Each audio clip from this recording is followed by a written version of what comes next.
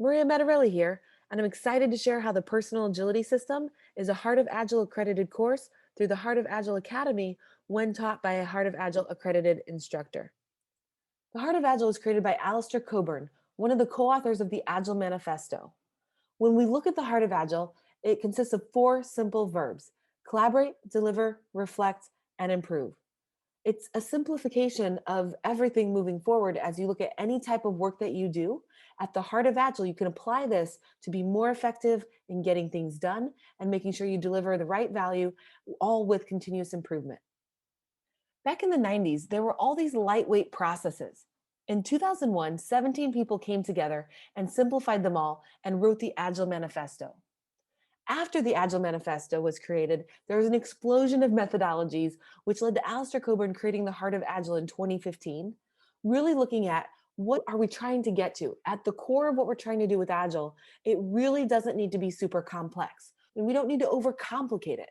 We simply need to look at how we can collaborate, deliver, reflect, and improve. It's brilliance in the basics. In the Air Force, there are too many airplanes to teach pilots how to be perfect in all of them. So they have this phrase, brilliance in the basics, where they want any pilot to be able to execute the basic maneuvers or procedures at any time, in any place, under any circumstances. So the Air Force has this catchphrase, brilliance in the basics, which is exactly what we're talking about with these four words. You just go through these four words and repeat through them as you work through anything that you're trying to achieve. When we look at the Heart of Agile and we start to look at each of these words, the heart expands into more details. If you live inside collaboration, you have to take on the topic of trust and go into culture. Other Agile frameworks don't explicitly talk about trust and culture, but this is something that's really important at the foundations. You don't learn the Heart of Agile and are done with it. There's many ways to learn how to collaborate and many different techniques and different ways to apply this. When organizations move toward using Agile, what do they want? They want high performing teams. Well, how can we do that? Well, we need to look at how do we optimize the environment for teams to collaborate? How do we create an environment of safety where our culture is supportive of teams self organizing and working together? How can we create an environment where there is trust and people are open to collaboration? So these are all things that we want to look at and how we can create an environment that's better set for people to collaborate. When we look at deliver and expand here, it's a nice trio when you talk about delivering. There's all the aspects of internal flow inside the organization. This is where Kanban may fit in, queue management, bottleneck stations, Toyota production system, all of the topics around managing the flow of decisions inside of a company. It's an internal focus, and that has a lot to do with the efficiency of the organization. It really is looking at efficiency. Delivering to learn is another area. You're delivering not just one big item at the end, you're delivering in smaller pieces along the way. We may have directional decisions, and you're choosing directions and steering as you go. And we also want to look at delivering value.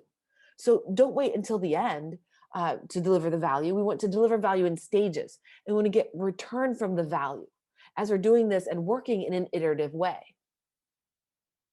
As we look at reflecting, the key point here is to pause, to stop and take the time to reflect. Now, most people may not be used to this because we're used to go, go, go. We're used to rinse and repeat. We're used to going from one meeting to the next and one project to the next and multitasking around so many different things throughout the day. So the key here is we want to stop and take that moment for pause and check in, check with your emotions, check the data, look at what kind of insights can we gather. So whether you're looking externally at what the data or information will tell you on the empirical evidence that there is, or if you're introspecting and you're looking at what is the impact of this? How do I feel? How does this impact other people on the team? How are we connecting together? That moment of reflection is very powerful because that's going to allow us to move on to this next step to improve. Here, we're looking for experiments that are not too dangerous. We're looking for things that you can try. Maybe it's just micro changes, a lot of small changes that will then add up to a greater level of improvement. And we're looking to improve everything. You're reflecting on how you're collaborating. You're reflecting on how you're delivering and reflecting on even how you're reflecting. And then you look to improve on everything that you're doing. So as you look to make changes, we may want to run some experiments and look at what's the actual outcome. What does that look like? And make decisions to improve from there. The Heart of Agile Academy allows people to deepen their understanding and expertise in each of these areas. It's a continuing education journey, and there's many courses that support all of these different areas, whether it's collaborate, deliver, reflect, or improve, or a combination of two, three, or all four of them. So at the Heart of Agile Academy, you can find a list of courses from very experienced instructors that are going to help you to uncover ways to be more effective in each of these areas with the Heart of Agile. The Personal Agility Institute is proud to partner with the Heart of Agile Academy to help people improve their effectiveness in achieving what really matters in their life. When you complete a course through the Heart of Agile Academy with the Personal Agility System that's led by a Heart of Agile authorized instructor, you'll get 2 certifications and badges from both the Heart of Agile Academy and the Personal Agility Institute. Let's take a look at the Personal Agility System and how it works, and then how it also fits within the Heart of Agile. One of the first most powerful questions with the Personal Agility System is what really matters. And as we ask this question, there might be a lot of things that come to mind. Now, the personal agility system applies to you as an individual, as a leadership framework, and it also is the foundation of a coaching framework for working with others. When we look at the personal agility approach, this can apply to you as an individual to create more alignment around what really matters in your life. And it also can apply at an organizational level to look at what really matters within an organization and make sure that we have alignment across all of our initiatives. When companies move toward using Agile, they often want to have a greater output. They want to increase their speed to market. They want higher performing teams. Well, if we're looking at optimizing a team, well, a team is made up of people. If you optimize the person, you can then optimize the team. So when we ask what really matters, it's very important to look at limiting this to just 2 or 3 items, because if everything matters, then nothing matters. The second question is, what did I do last week? And this is where we start to look at what we call the breadcrumb trail. What you did last week is going to be an indicator of where you're going in the future. The things that you've done, if you carbon copy that week toward the next week, well, you're going to have similar progress. So if we were to then carbon copy that the last month to the next month coming up, well, is that the cadence and is that the trend? Are those the patterns of things that you want to do in order to achieve your goals and get to where you want to be? So looking at what you did last week is going to give you insights to whether you're focusing on the things that really matter. When we look at what we've completed, we want to celebrate what we achieved. We want to look at, are these items aligned with what really matters?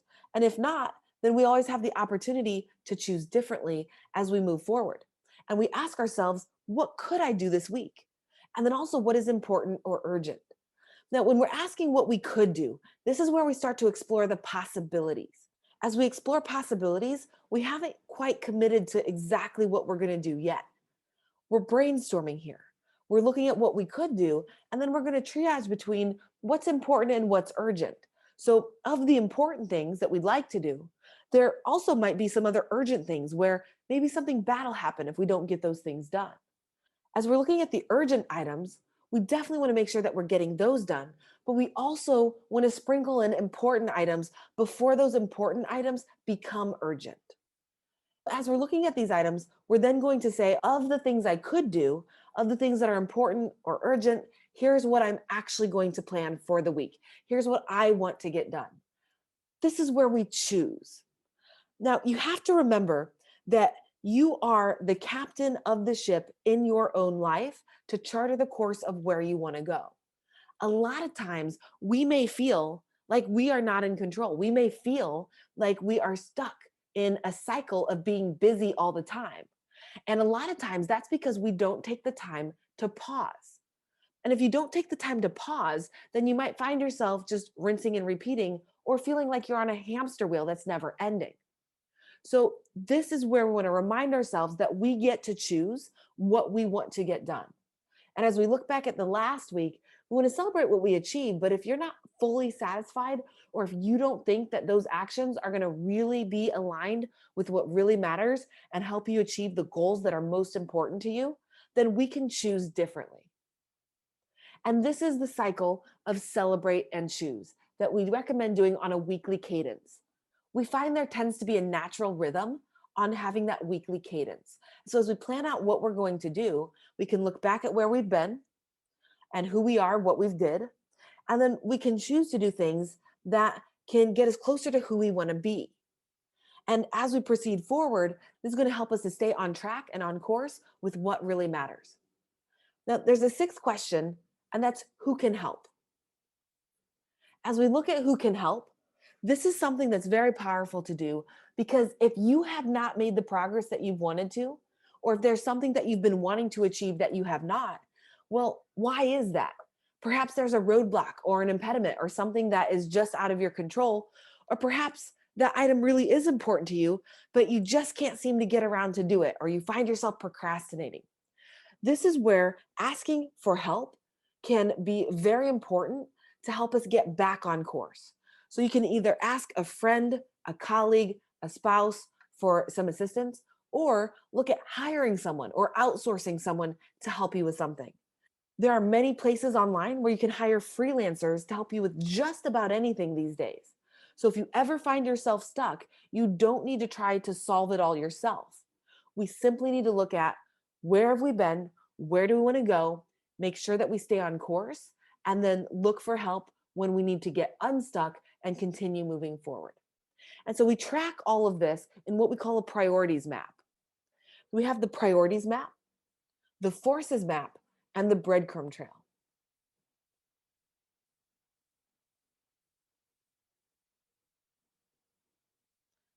So we have these six powerful questions in personal agility that make up your we have these six powerful questions in personal agility. And as you answer them, we create what we call the priorities map.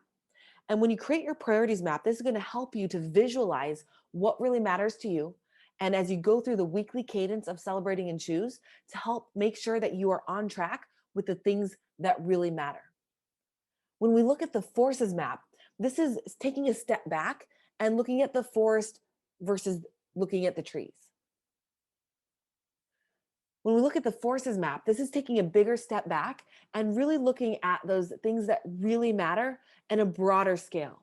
This is taking a holistic view of everything that you have going on and getting very clear on identifying that. Whether you're just defining boundaries or creating parameters, or if you're creating a backlog of what you would like to do that is in alignment with what really matters, the forces map is going to provide the bigger picture view. The priorities map is going to help you stay on track from week to week as you do your celebrate and choose event. And we're creating our breadcrumb trail as we go so we can see where we've been and we can see if that's in alignment with where we want to continue going. You can also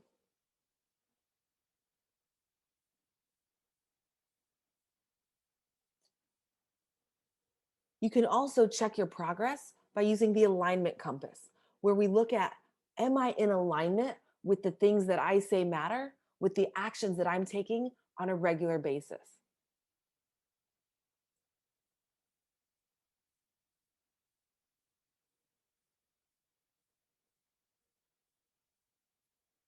As you look at these questions, we have found that sometimes it's nice to add a seventh question on what would make me happy. So, not just looking at what are the things that I feel that I should do, but what are the things that I want to do? What are the things that I would what are the things that would really make me happy in my life? Because you are the captain of the ship. And if you aren't looking out for what would make you happy and the things that would lead to more fulfillment, then who is looking out for that? These questions apply. Many people apply the personal agility system as an individual to do more of what really matters in their life. And people are starting to apply the personal agility system within a work context as well as a leadership framework. and really looking at what really matters in the organization and how can we create alignment with the initiatives that we have. The personal agility system, people have been using the personal agility system around the world to get incredible results over the last several years. And they're reporting, and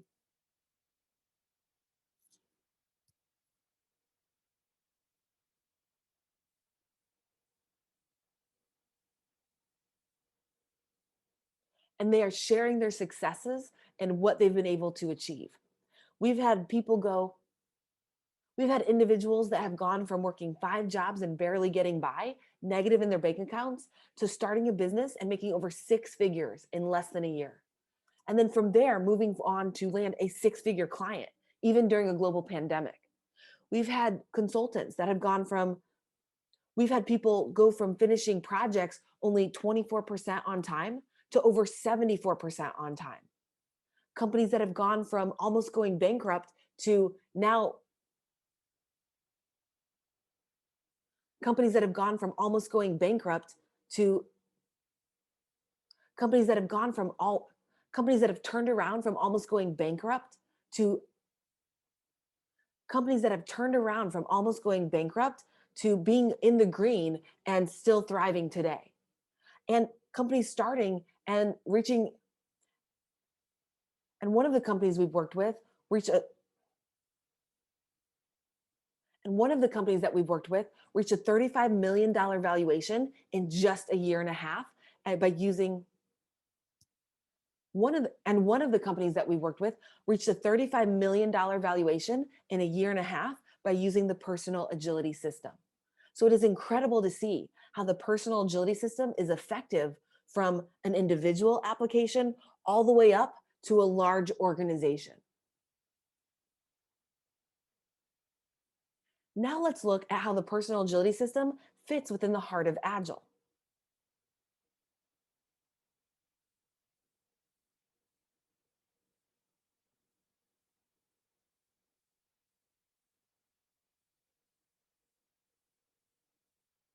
Alistair Cockburn and I looked at how the personal agility system aligns with the heart of Agile, and here's how they go together.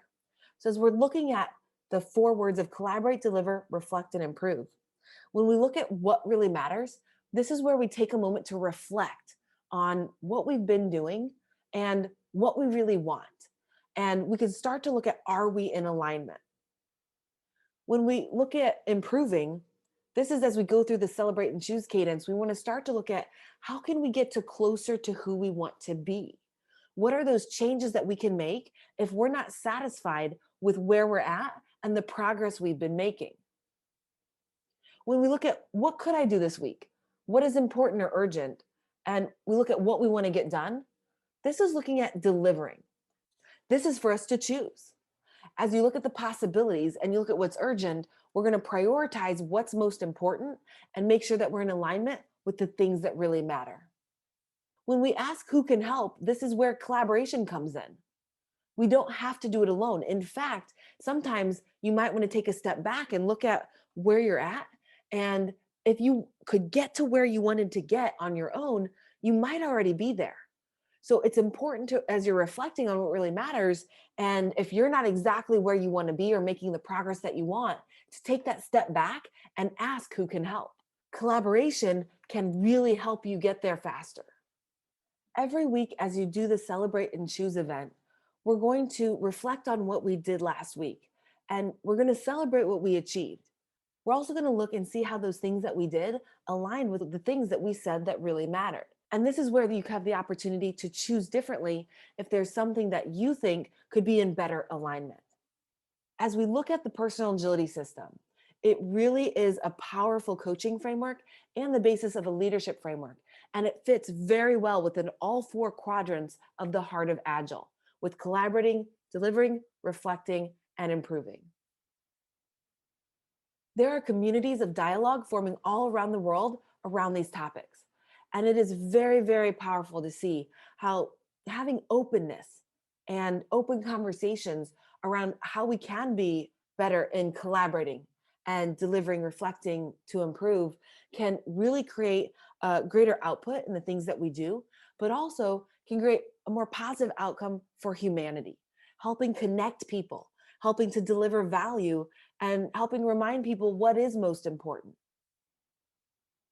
To summarize the four quadrants of the Heart of Agile, we want to increase the quality of listening. And we can do this as we collaborate to create greater outcomes. We want to deliver. We want to deliver small increments. We want to deliver small and soon. We don't need to try to get everything done at once. We can take small increments that will lead to greater output when we put them together. And we want to reflect. And this is simply taking time to pause. We can check data and we can check emotions and we can look at what is happening empirically and we can look at how we feel. And then as we improve, we can make small changes. And these small changes are really going to be where the power is in getting to the result that we want. You can find more information on the Heart of Agile at heartofagile.com and also find the link to the courses at the Heart of Agile Academy. You can also find more information on personal agility at personalagilityinstitute.org and find courses led by experienced trainers around the world.